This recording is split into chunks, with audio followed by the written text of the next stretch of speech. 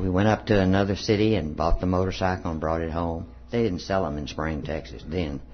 But we went up there and got the motorcycle and brought it home, and I let him teach me how. I didn't just try to get on it and ride. But remember, that was when he's now 45 years old, and he's been riding since he was 12. So that wasn't yesterday. And I didn't jump on and start riding all over the place. But the thing of it is, I was willing to try something to fulfill, because I had always liked motorcycles. Hadn't been very many in my life. But every once in a while, I'd run into a motorcycle driver and loved it. Just loved to watch them. I love the sound of them. Now I prefer the quieter ones. But back then, the more noise they made, the happier I was. You know, if your dream didn't come true, that you did blow away, maybe it was making room for a new dream, something that suited you better. Because in the circumstances of my growing up, there wasn't any way I could fulfill that particular thing that I had always thought, I'd like to learn to ride one of those things. Don't give up on your dream. If you have to give up on one dream, get you another one. And how shall he ever straighten out the awful jam that cost him the affection of his family and separated him from them? When you start living right, you're going to be amazed at how many family situations, not quickly, but how many of them will straighten out. Maybe not all. That's human relations. You've been sober all of your life, that could happen. I've seen preachers' groups just all scattered out, and not this one not speaking to that one. Yeah, we ruined some family relations. We hurt some of them, and we've mended a lot of them. So don't give that up. Don't say it can never be done. Just keep doing what you think is right and what feels right. His lone courage and unaided will cannot do it. Surely we must now depend upon somebody or something else. So we're going to have a step following that tells us how we can start mending some of those relationships with not only our family but friends in the amend step. We're going to learn how we can make those beginnings, and some of them work out. At first, that somebody is likely to be his closest AA friends. He relies upon the assurance that his many troubles, now made more acute because he cannot use alcohol to kill the pain, can be solved too. Of course, the sponsor points out that our friend's life is still unmanageable even though he is sober. That after all, only a bare start on AA's program has been made. More sobriety brought about by admission of alcoholism and by attendance at a few meetings is very good indeed. But it is bound to be a far cry from permanent sobriety and a contented, useful life. I've always said I have never gotten rid of one or even made a good dent in one of my character defects, and that's greed. Not where this program is concerned. I can control greed in any other area of my life. It was never a big problem. Grew up not having anything and have been contented, just that way. But the thing of it is, I don't want just permanent sobriety. The people in AA taught me that. Dad, Willie, don't settle for that. Don't settle. It's great that you're sober. Hallelujah. But now what else you going to do? How else you going to build this new life without alcohol in it to give you the fake feelings? What are you going to do with real gut-wrenching pain when it comes along? Pain either emotionally or physical. What you going to do with it? Make some plans. Do some little thing that they do in defensive driving. Plan ahead of time for that big wreck. Plan ahead of time how unpredictable other drivers are. We know we're good. Oh, shoot, we're good. But it's those other people that run around trying to, and they aim their cars right at us. That's what defensive driving's all about. What? Well, they yell, "Wake up, Leroy," when all else fails. Thank my helper there. That is just where the remaining steps of AA program come in. Nothing short of continuous action upon these as a way of life can bring the much desired results. See, we chip away, chip away, chip away, just like we do anything else in life. If we want to, learn to work a computer, we don't just go in and sit down and say, okay, here we go. Yeah, I could mess up the whole computer system there. But the thing of it is, we learn step by step by step by step. And then we still mess up because that computer's going to mess up. Said everybody makes mistakes, but the computer really can screw up a day. I hear from these people that use computers.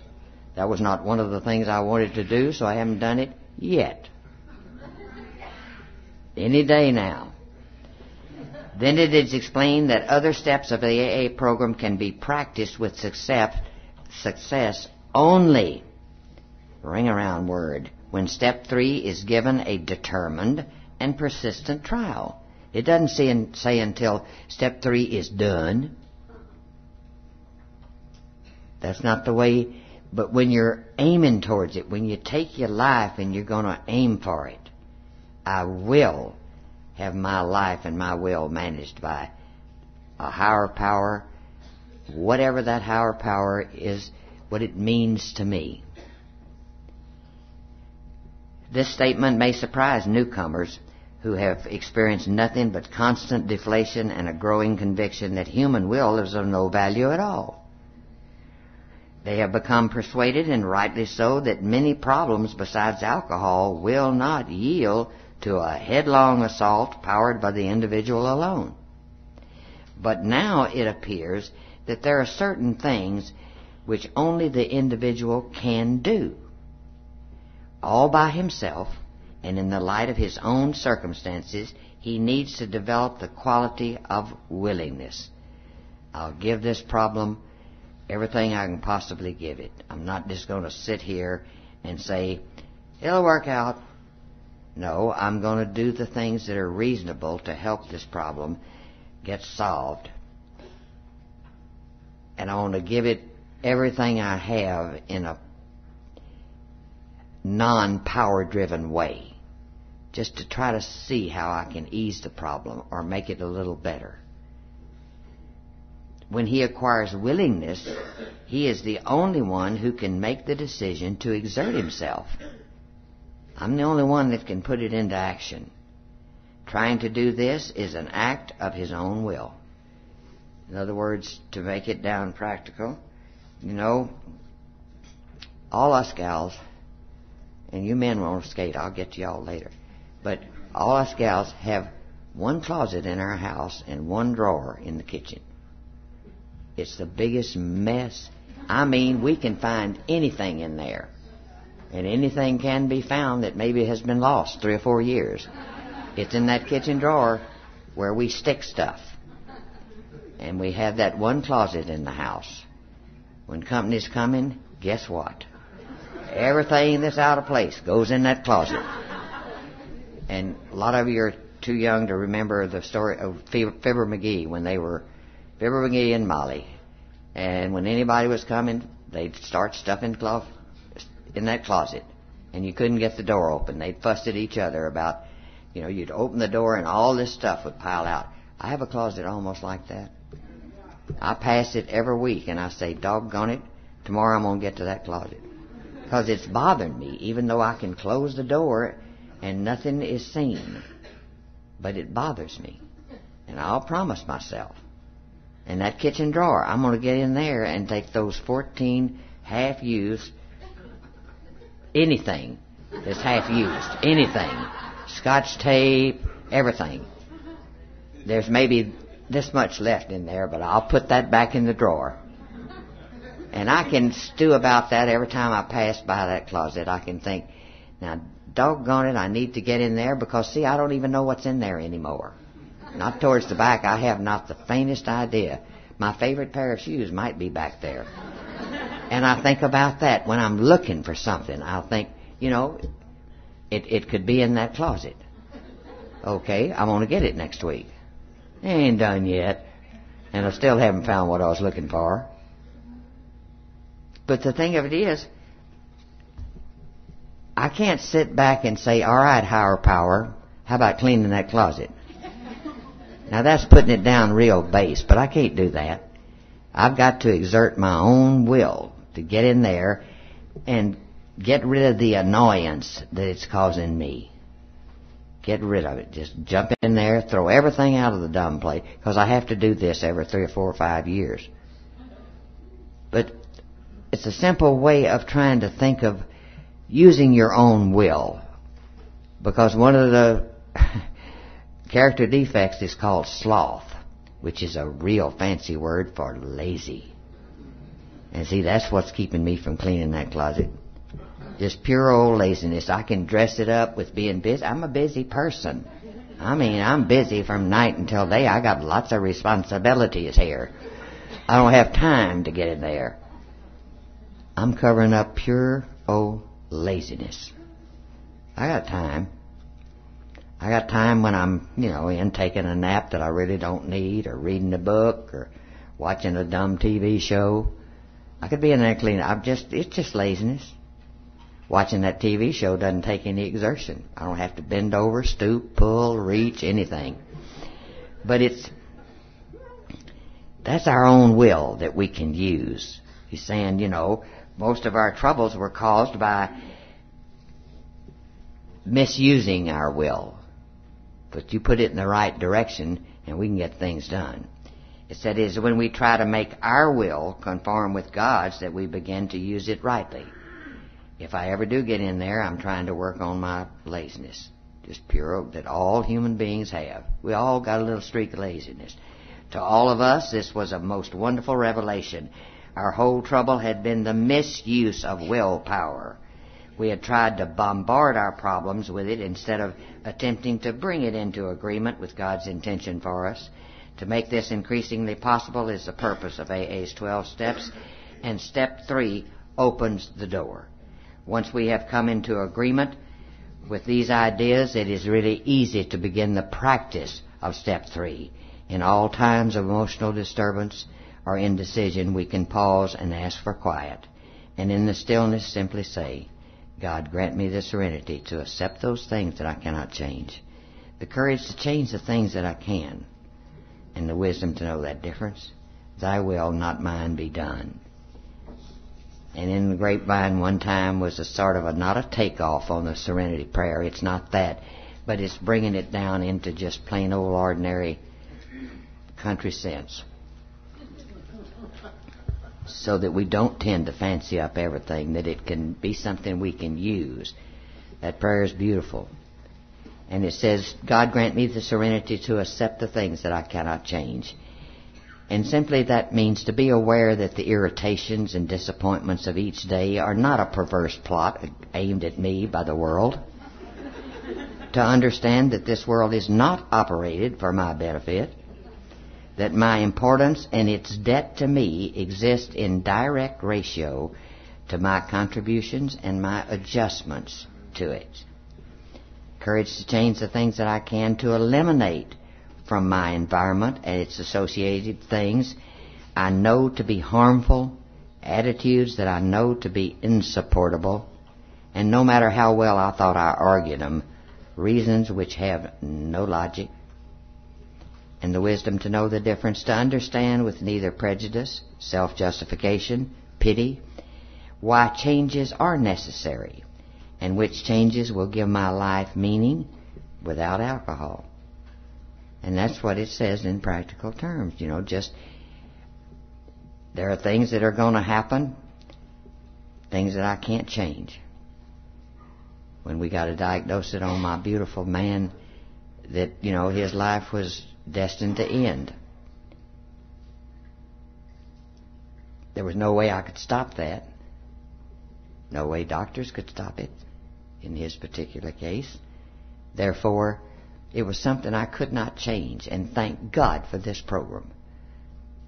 I was angry. I reacted like any ordinary human being with all the soberness behind me and everything in the program, but I reacted like a human being. I was angry. And then there was self-pity, and pity for him that was mislocated. In other words, I couldn't help him with pity. I could help him with strength. And y'all had given me that in this program. And I had seen y'all walk through many, many difficult situations. And that's what I needed, not to rail, why has God let this happen to this beautiful man that I was married to for so many years? And of course I reacted as a human being, but thank God the program was bedlocked. The defensive driving course had been taken year after year after year before this happened. And the serenity prayer was very real to me then. Change the things I can to take as good a care of myself so I could care for this man. And the wisdom to know the difference. There wasn't any way I could stop it. But there were things that I could do, but I had to watch that too and not try to drive myself in the ground so that I would last longer. So I couldn't overdo on that thing as far as courage to change the things that I can and to know the difference between these two. That there were some things about it that even no matter how hard I try, I wasn't going to change. This program is very practical, hon. Very practical. You're going to use it in your marriage, raising your kids, fighting your in-laws in every way that you can possibly imagine. Time. I'm done.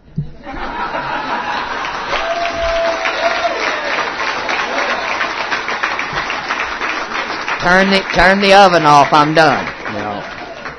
Okay, see y'all in the morning with step 4. A big, nice round of applause for Willie.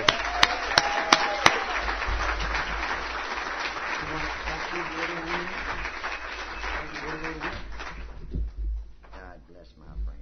Thank you. Yeah, thank you.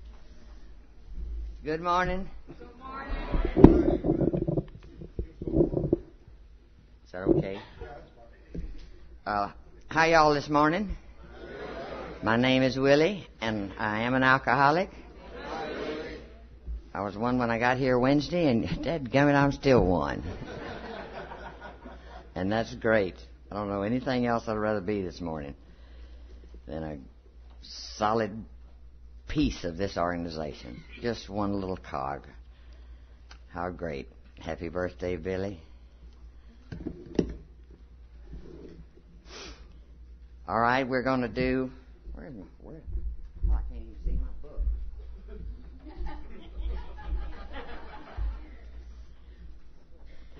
But that doesn't mean that it has anything to do with my age. Oh, no. No, Nah. Worn glasses since puberty. All right, we started on our little... putting a suggested principle down for each step. And our principle in 1 was honesty and acceptance, 2 of them. The second was hope. The third was faith. And this 4th is action. Now they get down to talking what we're supposed to do besides just think. Now this step is real important, but it's not all that intense as some of our people, and I did. Our inventory and the word moral shook me up. I didn't really understand what was written in this step by just the saying of admitted to God and to ourselves and to another human being the exact nature of our wrongs. And of course, when reading it with all the brain damage behind me, all I saw was the exact nature of all of the wrongs I did when I was drinking. That's where my mind went. And that's not what they're talking about. This step is one of the biggest. If you're new on, and I know that there are lots of you new here, don't be afraid of this step. Because you're going to feel, it's like taking a nice clean shower. You don't, you get in there and you get the soap, and it's nice if you use plenty of good soap. Just plain water won't do it. So we need to really soap down good and dry off good. And then we get out of the shower. We don't stay there. And we don't keep going back until we get dirty. And see, if we don't get real dirty, we don't have to go except, maybe once a day. If we're sports fans, we go a little more than that. But the thing of it is, it's not some place we're going to go and sit and think a long time. We get the water going, we get the soap going, and we take a shower and we get out. And I had such a big deal. I thought, Lord, I'll never be able to do this. I worked with one girl not too long ago, and she said, I'm going to take this fourth step if I have to get drunk to do it. And I thought, hello. That was the first time anybody had ever said that, but she was expressing what she felt. She'd been trying and balking. And she finally came and said, Willie, will you help me with this step? And I said, well, let's just start from the beginning and see what it really asks us to do. And we're talking about nature, and that's human nature they're talking about. Drunkenness, as I've said all weekend when I've been up here, we all get drunk the same way. We get drunk and we do the same things. There isn't any original drunk stunt that I've heard of lately. We get drunk, we get in jail, we fall in the gutter, we fall on the sidewalk, we embarrass the people we're with by falling on the dance floor. We do all sorts of things, but not anything that's out of the ordinary. If you ever go in places now and see drunk people, they're doing the same thing we did. That's not what they're asking. They're not asking you to go back and review all your drunken sprees. Hell, half of them you don't remember. I didn't. I couldn't have confessed them because I didn't know what I had done. Driven across the biggest cities in the United States and got out, the next morning and went to see where the car was. I had no memory of driving it home. Big deal. I thank God over and over that car was there and I was still in one piece and so was the car. But they want to show me how much alcohol did to me. We were victims of abuse by alcohol. And not only just the getting drunk, which wasn't all that important, because we need to thank God that we're here, because many of us shouldn't be. There was no way. The number of times that we took our lives into our very hands when I drive that car and not remember it. How many times did we take our lives in our hands? And yet we're here.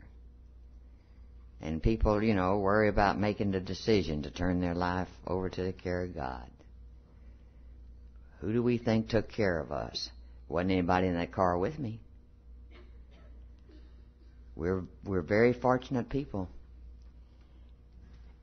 And we're supposed to look back and see what it did to us as human beings in between the drunks, because no one in this room stayed drunk 24 hours, 24 hours, 24 hours. We have to sober up sometime. Physical problems make us sober up sometime. And we're still not very good to live with or to be around, because we've picked up all of these things. We talked about the honesty yesterday, how long it takes us to really think honest and quit making those excuses. To myself, I have to quit that first. Willie, you didn't do that because you were busy and didn't have time to do otherwise. No, you weren't taking them into consideration and thinking that, maybe cutting them short sort of made them feel a little less about themselves. Not that you're all that important. Because when you get to thinking you're so important, try ordering somebody else's dog around.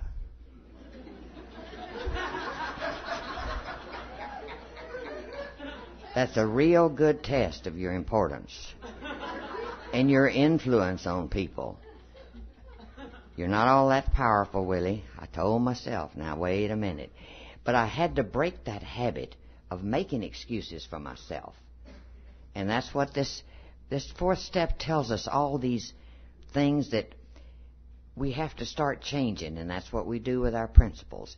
And action in this step means that not only action on this step, but to carry that action and courage, because it's a double one too, because it takes courage to get into something and go on and do it instead of bypassing it, putting it off, all of these things that bring about problems, guilt and remorse and all that sort of stuff, because you hadn't done what you were supposed to do.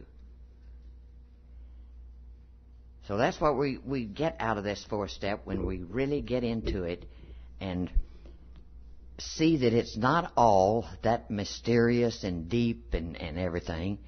It's to look at our lives and say, do we want to live the rest of our lives like this? It's a pain. Okay, step 4, made a searching and fearless moral inventory of ourselves. Of ourselves. And man, just like a lot of y'all, I was glad to take everybody's inventory. And that's a hard thing to break. Because, see, it kept the spotlight off of Willie. Creation gave us instincts for a purpose. If men and women didn't exert themselves to be, or without them, we wouldn't be complete human beings. And that's what I want to shoot for all the time. Be complete. You never get there, but it's a good goal to shoot at. If men and women didn't exert themselves to be secure in their persons, they made no effort to harvest food or construct shelter, there wouldn't be any survival. If we sat around waiting for somebody to take care of us, we go down and down and down. That's human. He's talking about human beings all over the face of the earth.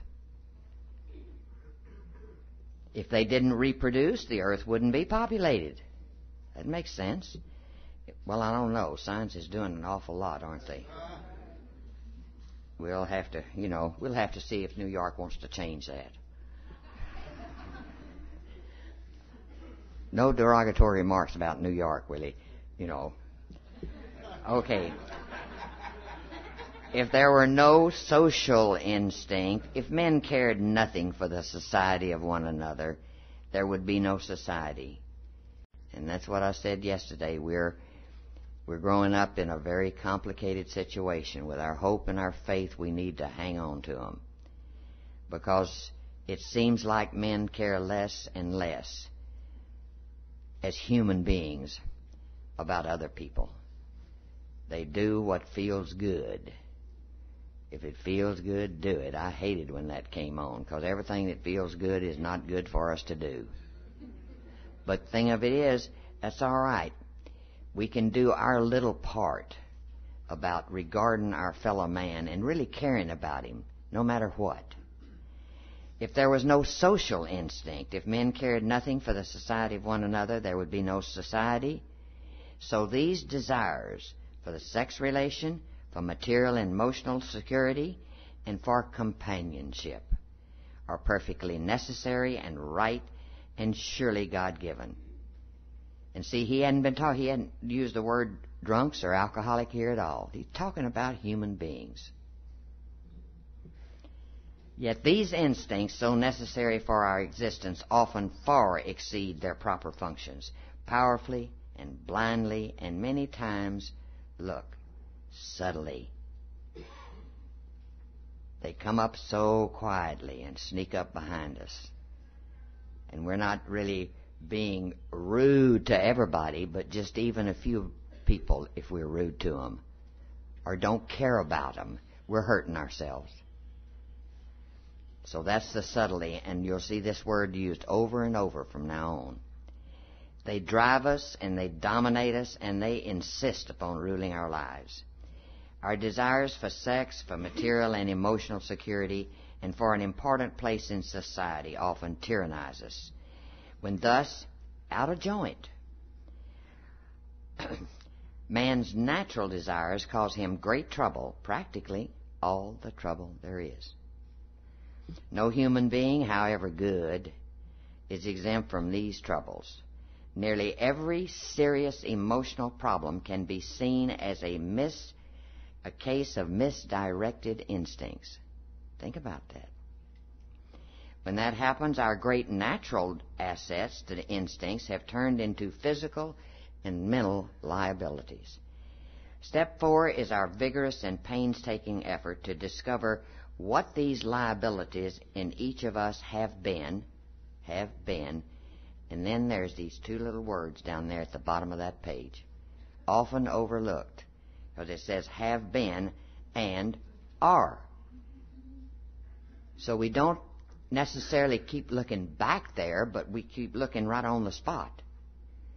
We clear up we get the back out of how we hurt people and everything when we were drinking, all of the things that we can remember that were the nature of our wrongs. And then we look at and how they are right now when you're taking that 4th step. That, I had to have beautiful help from some of the people that walked this path ahead of me to understand that that's as important as it was to look back. But to see, Willie, what kind of a person are you today? But that little word, little 3-letter word down there is just often ignored. All we want to do is look back, look back. My girls, I'll tell them, hey, how you doing today? How did you treat people yesterday? You're sober now, so, where's your excuse? So let's see how we are today. When a storekeeper, as Joe and Charlie have pointed out, takes his inventory, he looks and sees what's on the shelf that day. Not what has been, but he judges by what has been how much he needs to order, because is this selling, is that selling, is this not selling? So he needs to look a little bit back, but he also is interested in counting the cans and seeing, how am I stocked today? When you go to a doctor, he takes your pulse and your blood pressure because he wants to know what they are right then. He doesn't look on the chart to see, well, your blood pressure is running so-and-so and so-and-so, so how are you? He wants to see what they are when you sit down in his treatment room.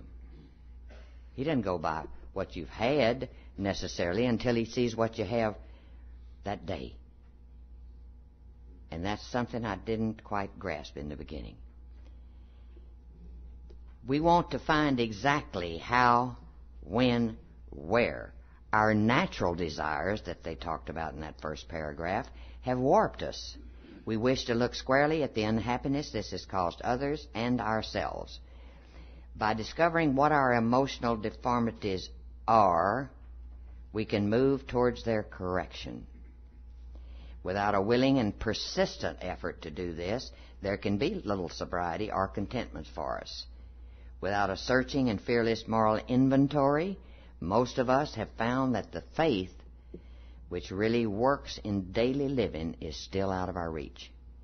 Until we look squarely and say, how are you today?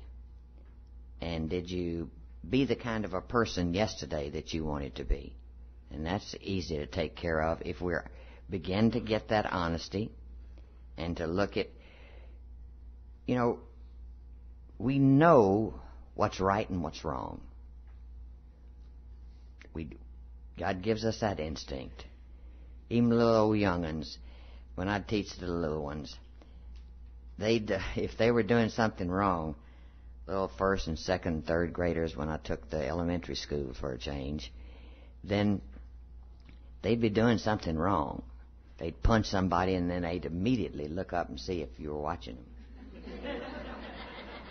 And little bitty young'uns in arms, when they are still not walking around, they have that instinct that if they, scream too loud, they'll look and see if you're upset. There's that built-in instinct. Even a little old puppy, if you have him running around on the floor and he does something wrong, he'll look up and see if you caught him. That's an instinct that the animal kingdom has, and it comes on up to us. So we gut know. I used to tell my high school kids when I'd have high school students, if somebody suggests that you go do something with them, say you're out with a group, and if for one instant you stop and think, better not do that, That's the red flag. That's all you need. Because that's your instinct that's down here someplace. And it's saying, oh, not to do it. Because if it was the right thing to do, you wouldn't question it. You wouldn't say, if y'all were on your way to do something good for somebody. Go see one of your buddies that's laid up in the hospital, and somebody says, let's go by and see old Joe. He's laid up in the hospital. There wouldn't be that, I wonder if that's the right, oh, no, I don't know whether I'll do that or not. That'd never occur to you. And see, we don't consciously think that instinct kicks in. So that's what I've got to start. That takes the action. That takes the courage to catch myself. I love the young people when they came in with this, catch on to yourself. And that's a good thing. That's what we're trying to do. The next two paragraphs talk about sex and how much damage it can do when it's misused. And security in that next paragraph. The search for security of our own person shouldn't infringe on anybody else. And the bottom paragraph down there says, we have also seen men and women who go power mad, who devote themselves to attempting to rule their fellows. Everybody they come in contact with, they want one-upmanship. And as a Texan, that's hard to get rid of.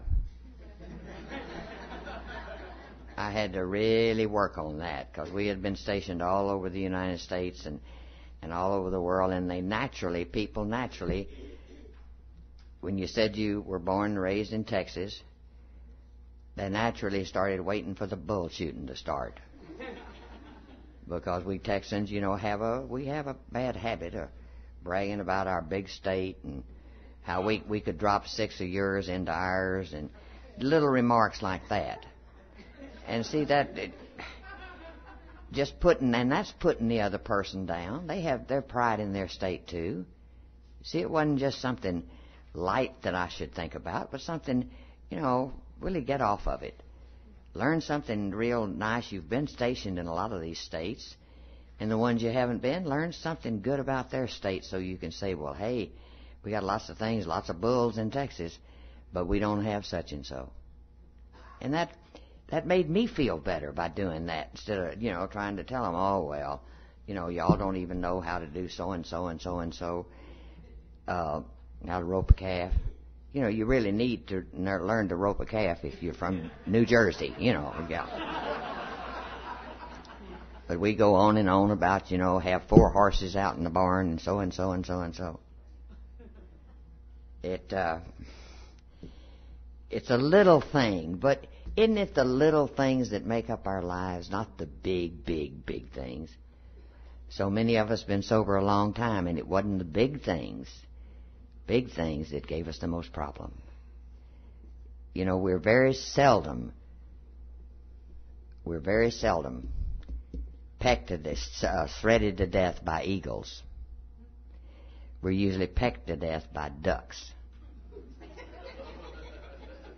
It's that gradual pecking. The trivia that we live in every single day. Those eagles can, they can hurt us, but I've really never seen too many eagles, but man, you get around a bunch of ducks. And you're going to get your feet and your legs and everything else pecked if you stay around them and aggravate them in any way. And that's what we have to put up with, that constant as people. Not as drunks, but just as people.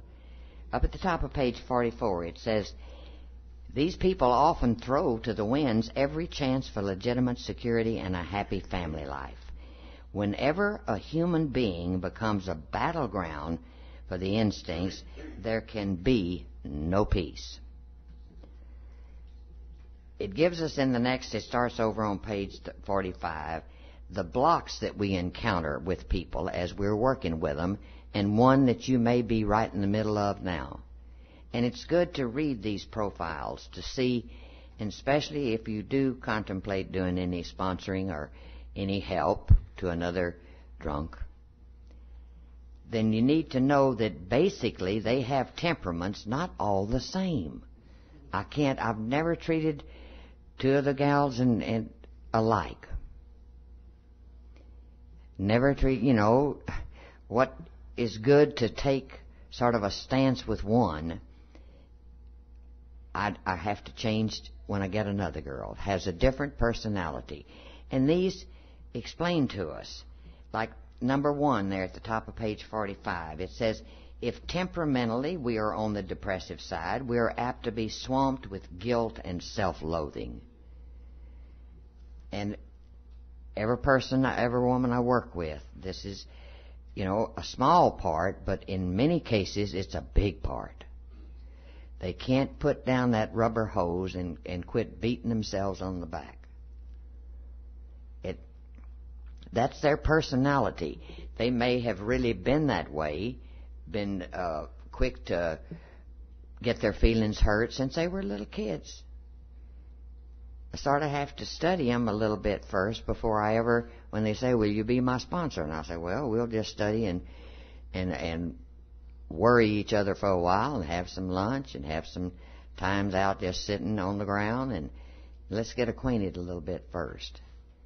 Because I don't know anything about you and you don't know anything about me. Just what you've observed. Well, let's just talk a little bit. Because it's good to know if they have a tendency to want that rubber hose at all times and keep beating themselves. And see, women have a lot of trouble trusting each other. And that's not as alcoholics. That's a real problem, to find another woman to trust, because we don't trust each other. And nobody taught us that. Girls, when you popped out of the chute, you started making preparations for that. Because down with those first graders, I've watched it grow. Mama didn't teach it to them. Daddy didn't teach it to them. Nobody. But here a little bunch of first graders. And by the second week of school, they're in little groups. And they're gathered around and they're looking at this other little group over here and turning their backs. And the way it goes. That's just something that happens. Now, you men, I know y'all gossip and everything, but y'all don't do it as good as we do. And see, in your little group, you pick out one girl, and I've watched these girls do that. They'll pick out one and tell them a secret. Now, don't you tell anybody. Now, remember, we're just dealing with little beginners in life. Don't you tell anybody. By recess, everybody in the school knows about it. And see, this is the beginning of not trusting each other. And as we grow older, we find again and again, careful, careful, careful. And we get, instead of just letting it be a byword of, don't spread your stuff around. But see, it takes us a lot of growing and maturing to get to that point. So we get where we don't trust other women. And, hon, when you learn how to do that, you're going to give yourself a very special gift. A very special gift that you've never really possessed, maybe. Everybody's not guilty of it, but most human beings in the form of females are. So you look around, and when someone can look you in the eye and say, I'll do all I can to help by sharing what I went through to finally get a piece of this program into my life. But go ahead and maybe trust them with a little something in the beginning. And see if it's all over the group by morning. And sure enough, maybe it won't be. Maybe you've matured and they've matured. If they're in AA and they're working their program and practicing their principles in all their affairs, they might be trustworthy. So just give it a try. Like I say, you men, you need somebody saddled up to me yesterday and was going to tell me about somebody. And I thought, well, okay, I can get distracted in a hurry and still not hurt his feelings. I don't want to hear it about another member. I don't want to hear it. Because see, what I don't hear, I don't have to think about. If they know that I'm very close with that woman or the men, then I'll listen. And the first thing I'll do is say, I hope maybe there's some way I can help. Sometime there is, sometime there isn't. But that's where my thoughts should go. And I pay attention to those gals that are racked with guilt, because there's nothing more humiliating and degrading than being a woman drunk. And I know you men, every person in this room, we share one thing, and that's the pain and the unmanageability of our lives. Otherwise, that's it. Because I'm not taking one bit away from you men's pain. I know you go through it. But you know yourself, how many of y'all, even when you were half in the bag, drinking yourself, love to escort a drunken woman around? What a mess. I mean, we get drunk all over, don't we? Even our hair gets drunk. Think about how dressed up you got to go to a party. Oh, you look good when you left. I'd look so good. We were going to the officers' club, and I'd look so good. And this was back in the days, where we wore the hose with the seams up the back. You young people never saw them, but we had seams up the back of our hose. And my seams would be just as straight as an arrow when I'd leave the house. Get home, of course, one of them was round in the front. One of them made sort of a question mark in the back. We just get drunk all over. And see, those are the things that we do remember. And no man likes to escort a half-smashed woman. It does something to your proper male ego. Because we can really put you in a position of saying, look, this is all he can get, is me. And this is okay, because that's the way that's the way we're made. But I'd go to those parties feeling like I look so good, and it's been a lot of time getting ready for the party. Because the officers' club, usually sometime the general was there, and sometime the colonel when we were down in grade. And come home with those hose twisted, straps we have so many straps back in those days. And you little bit older gals, remember the slips that we wore? They'd always be hanging. And that's the feeling that we have and it's not easy, men, be patient with us. It's not easy to quit the tears and the crying when we first come into meetings. I know the men got so sick of my tears because half of them were false to start with. And the ones that were, genuine, they didn't understand. So you got drunk, so get over it, But keep in mind that you're going to work with girls that feel just like that. Don't just say, oh, let's get in here and do this and do that and do this and do something else. Let's be patient down at the bottom, because it describes them here. It's good to read that. We also clutch at the bottom of the page at another wonderful excuse for avoiding an inventory. Our present anxieties and troubles, we cry, are caused by the behavior of other people who really need an inventory. We firmly believe that if they'd treat us better, we'd be all right. Therefore, we think our indignation is justified and reasonable, that our resentments are the right kind. We aren't the guilty ones, they are. And that is so true.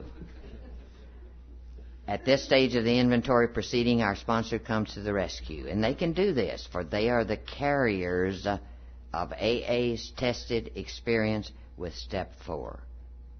Not with their Step 4, but with Step 4s in general. And realize the various approach when helping somebody do this that we have to take. They comfort the melancholy ones by first showing him that his case is not strange or different, that his character defects are probably not more numerous or worse than those of anyone else in AA. This the sponsor promptly proves by talking freely and easily and without exhibitionism about his own defects, past and present. You know, if the girl told me she's been in jail twice, well, I mustn't up my shits, say, oh, that's nothing, I've been in 6 times. She doesn't need to know that right away. Just so, I've been in jail too, honey. That's all that's necessary, to not put her down any more than she's feeling down. This calm yet realistic stock-taking is immensely reassuring. The sponsor probably points out that the newcomer has some assets which can be noted along with his liabilities. This tends to clear away morbidity and encourage balance. Yeah, we've been bad girls, but we can be good girls now. Strike that balance. As soon as he begins to be more objective, the newcomer can fearlessly rather than fearfully look at his own defects. A lot of difference in those 2 words, fearlessly and fearfully. The sponsors of those who feel they need no inventory are confronted. Sponsors of those who feel they need no inventory are confronted with quite another problem. This is because people who are driven by pride of self unconsciously blind themselves to their liabilities. These newcomers scarcely need comforting. The problem is to help them discover a chink in the wall their egos have built, through which the light of reason can come and shine. First off, they can be told that the majority of AA members have suffered severely from self-justification during their drinking days. For most of us, self-justification was the maker of, look what it is, the maker of excuses, of course, for drinking and for all kinds of crazy and damaging conduct. And we often just get to that point where, excuses for your drinking. We were having a war, we were having a peace, your husband had left or he hadn't left. One of the 2 that you were upset about. But we have to go on with that sentence, and for all kinds of crazy and damaging conduct. We're just as capable of when we're sober as we were when we were drinking, if we don't look and see how we were and how we are. We have made the invention of alibis a fine art. I always think about my little story that I heard long ago and have passed on 1,000,000 times about the man that, old drunk, police jerked him out of a burning building and shook him around a little bit and said, George, we know, you know, because we've told you 1,000 times, you're not supposed to smoke in bed. George, he staggers around a minute. He said, hell, the bed was on fire when I got in it.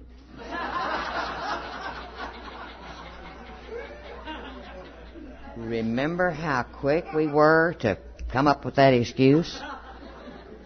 My husband would say, where's the bottle? What bottle? And he had just caught me with it in my hand. What bottle? And I wouldn't be all the way drunk at the time. Maybe just started on that bottle when he unexpectedly came home. What bottle? I was moving it. It belongs in the liquor cabinet. I was just cleaning up in there. See, we made this a fine art. Do you think we're going to drop it the minute we sober up? No. We're always going to have that human being trait. And I'd teaching, the junior high, a kid would be running down the hall, and I'd reach out and grab him and say, you're not supposed to run in the hall. You know that. Yeah, but he's chasing me. It's a human trait to make an excuse of bad behavior. It's funny, we never have to make an excuse for good behavior, do we? Because we had to drink because times were hard or times were good. We had to drink because at home we were smothered with love or got none at all. We had to drink because at work we were great successes or dismal failures. We had to drink because our nation had won a war or lost a peace, and so on and so on and so on. We made that a fine art, and we didn't drop it. we still have to look out for that. Because if it didn't make me feel bad when I made an excuse, which turned out to be a lie, if it didn't make me feel bad, it'd be all right. But every excuse I make to you, I wonder, are you going to catch me in that excuse? Are you going to catch me in that lie? And that's piling up remorse and stuff that I want to get rid of in my inner. I want to get rid of that stuff. I want to have as peaceful a life as life will let me have. I'll take the lumps. I'll take the hard parts, because they're coming. There always are. Pain and sorrow and grief, life hands us if we live long enough. But misery, that's my optional. That is my prerogative. I can waller around in that misery as long as I want to. But the thing of it is, I make everybody else miserable around me, and I have no right to do that. If I live on a desert island, I can be as cotton-picking miserable as I want to be, and sit there on that pity pot till I get rimmed. Yeah, I didn't say that. I didn't say that. But the thing of it is, it worries me when I inflict my bad humor on somebody else. And we'll still do it. We'll be angry about something, and somebody comes along, and bam, we let them have it. That's human nature. Put up that defense. And we want people to know we're angry, too. And we probably want them to know what we're angry about. And, of course, all the time we're telling them we're adding on of just how dirty these people treated me. I got to watch out for that. At the bottom of page, I'm having trouble here. 48? At the bottom of page 48, it says to avoid falling into confusion over the names these defects should be called, let's just take a universal recognized list of major human failings. Because that's the only bracket I'm in now, is a human failures. Okay? That universal recognized list is the 7 deadly sins. Pride, greed, lust, anger, gluttony, envy, and sloth. Fancy word, as we talked about yesterday, for lazy. Because that is a universally recognized human failing. You stay lazy and we start making excuses about it.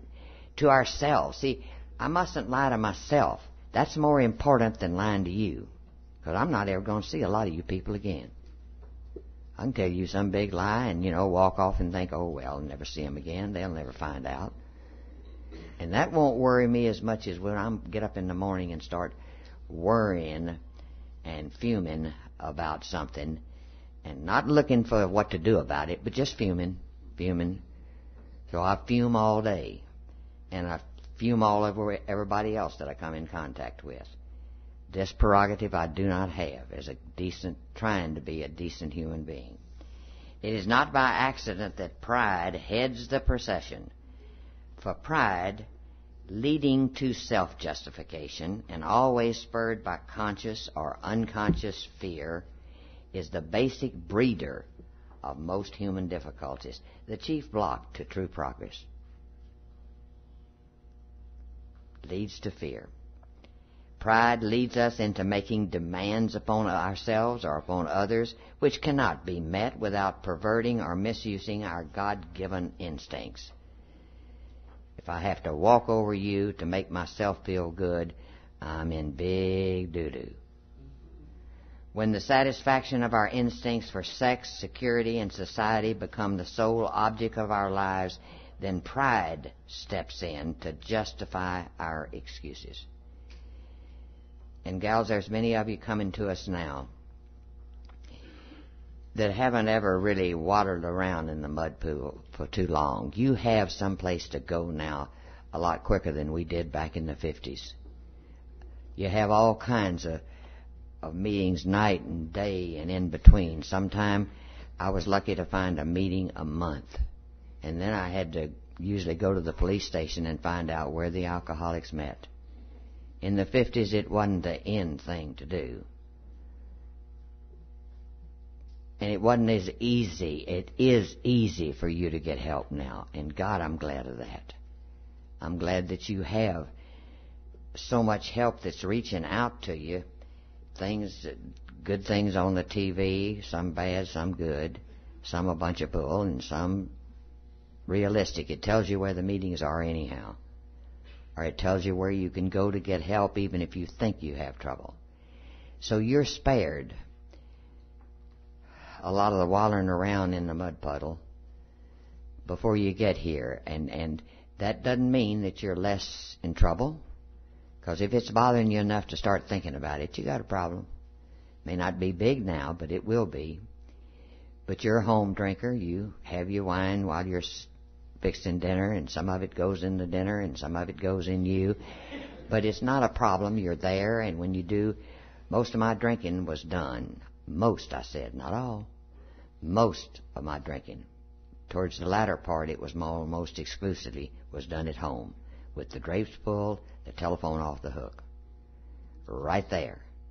I got my stock in, and when he'd be on a flight, it was Katie bar the door. And so I didn't get out and mix it up very much when the problem got really bad. And so you come into AA and you want to think of your behavior as being real bad. Then you hear something, well, you weren't bad at all. And it's not the public humiliation that you necessarily suffered, but just waking up that next morning when you've been in that house all by yourself. I've gotten up and gone to see, what kind of dishes are in the sink, because I didn't remember fixing anything. And why did I feel bad when nobody else saw me? Nobody else knew I was holed up drinking. And that was you had to be pretty careful in the military, because my man was a career officer. He was going to stay in for the duration. And he did, 22 years. And we lived in this closed community here where, I didn't dare, even towards the end. That's why I holed up in the house. And I'm bringing this up because don't think you have to have done all the public humiliation. It's that feeling that we just had when we were drunk and nobody knew it. The feeling we had about ourselves. But we justified the fact that, nobody knew we were drunk. And I'd straighten up, barely, before my husband would come home off a weekend flight or a week's flight or something. And I'd feel real good about him not catching me. But see, I had to understand that wasn't the point at all that I needed to really work on, was that why would I do this? To myself. Because it didn't do anything to hurt him, I thought. But all that time I was deteriorating my own character. So when you come in, if you don't feel that you need a great big sex inventory because you didn't get out and mix it up much with the crowd, your circumstances led you maybe to do the same thing. Hole up and drink your wine while you're cooking dinner, and then drink a little more wine to go to bed, and so on forth and so forth. But you have to look at the sex angle from another angle, and that's how do you treat women? See, you're imposing your sexual, that little bitchy streak, on other women. You know yourself. You let a new gal walk into AA. She's been in treatment, so she's all cleaned up and real nice, back when Rose and I were doing 12-step work in the 50s and 60s. We'd come in and, they'd been in that same bed for 4 days. And they'd been wallowing around in their own filth. We'd have to get them up, take them in, give them a bath, clean the sheets, put them back in the bed. And that was good for us at that time, because it reminded us of what drunkenness really is. Because they'd been laying there, nobody knew, and their kids were running around digging out of the garbage cans. This made 12-step work a little bit more intense, because you were reminded every time you went out to a 12-step call. Because we went out, they didn't come to us. And the hospitals, the doctors would, give us word that somebody was down and needed help. But remember that you can make a woman And we have this trait. You men do not have it. Don't try to get it, because you ain't going to get it. We're born with it. We have a way that a woman walks in, we can make her feel either good or bad by just looking at her. Now, come on, gals. You know that. We can look her up and down and give her that intense survey and make her feel worse about herself, no matter how cute she started thinking she was when she walked in.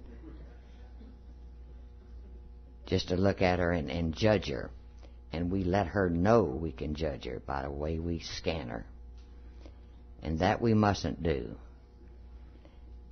Because that enters our sex part when we haven't been plunging around at the bars and everything. There weren't as many of them, and they didn't, the bars now are fun, the karaoke bars and everything. But, we weren't attracted to as many of the bars then, because ladies were not supposed to go in the bar, and we still had the perception we were ladies. So when you go through because I did think I was a lazy, that was occasionally a drunk. I found out that I was a drunk that was occasionally a lady. But don't think you can skirt the sex part if you weren't indiscriminately physically, because we can do the same thing to women and men. I want to read this next paragraph. All these failings generate fear. Look how they described fear, which is so good. A soul sickness in its own right. Isn't that what fear is? God, just a soul sickness. Then fear, in turn, generates more character defects. Unreasonable fear that our instincts will not be satisfied drives us to covet the possessions of others, to lust for sex and power, to become angry when our instinctive demands are threatened, to be envious when the ambitions of others seem to be realized while ours are not. We eat, we drink, and we grab for more of everything than we need, fearing we shall never have enough. That's why I said yesterday I've never gotten rid of one of my defects, and that's where this program is concerned, and that's gluttony. Because I don't want a piece of it. I don't want this little thing and this little. I want all of this program. And that's why I don't ever stop until I feel like I've gotten as much as I can swallow. And with genuine alarm at the prospect of work, we stay lazy. We loaf and we procrastinate, or at best work grudgingly and under half steam. I love this definition. These fears are the termites that ceaselessly devour the foundation of whatever sort of a life we want to lead. Can you think of a better description of ungrounded fears? I can fear water, fire, real things, the freeway. I can feel a lot of fears. But these ungrounded fears, I'll never get enough. I'll never do this. I'll never lose this. I'll never quit losing my hair. I'll never, all of these ungrounded fears, because it's going to happen no matter what you do. But they're the termites that ceaselessly, termites don't just come in overnight and tear down your house. They start a little bit at a time. And they eat and eat and nibble and nibble and nibble. And sometimes we don't know they're nibbling. We don't hear them. They don't give an alarm. I'm fixing to, mow down your house within the next 6 or 8 years, and it'll fall to the ground. But that's what ungrounded fear is. I'll never get to do what I want to do. I'll never be as successful as old Joe Blow. I'll never come up to the expectations of my family. Watch out for those fears.